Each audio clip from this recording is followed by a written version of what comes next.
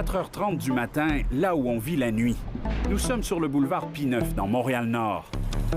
C'est ici, dans cet immense entrepôt fraîchement rénové, que les fruits et légumes de 150 producteurs québécois sont vendus à leurs plus gros clients. C'est cueilli dans la même journée, arrive le soir vers 10h, 11h, minuit. Et pendant la nuit, les transactions se font pour alimenter les marchés publics, des fruiteries, des kiosques, des restaurants.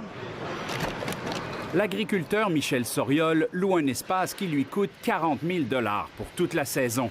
C'était un habitué de l'ancienne place des producteurs, qui se trouvait depuis 60 ans au marché central.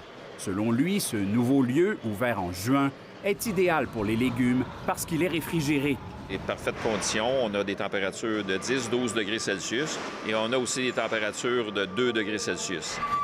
Pour le marchand, les fruits sont plus frais, se conservent plus longtemps. Ils offrent à leurs clients nécessairement un produit qui est de belle qualité.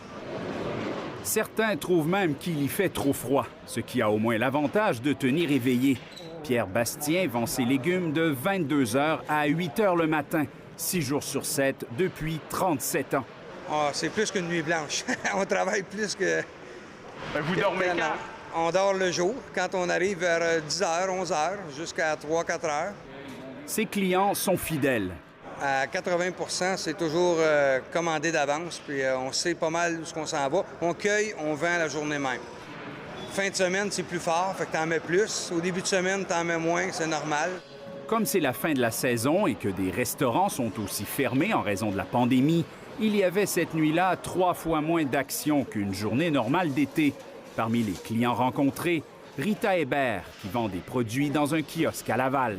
Moi, ça fait 40 ans que je fais ça. Fait que c'est toujours le même monde, je les connais tous. Et vous achetez pour combien d'habitude un matin comme ce matin, là? Bien, ça dépend ce qu'on achète. Peut-être 3-4 000, quelque chose de même.